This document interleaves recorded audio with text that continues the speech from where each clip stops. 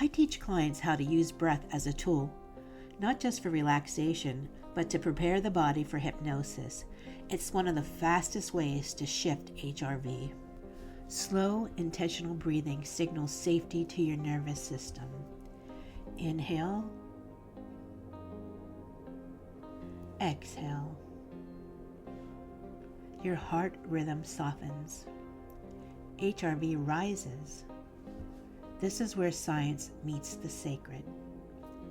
Your breath becomes a bridge between body and mind, preparing you for the deeper subconscious work. If you want to prepare your body for deeper, more effective hypnosis, book a free consultation at www.mystic-vibesllc.com.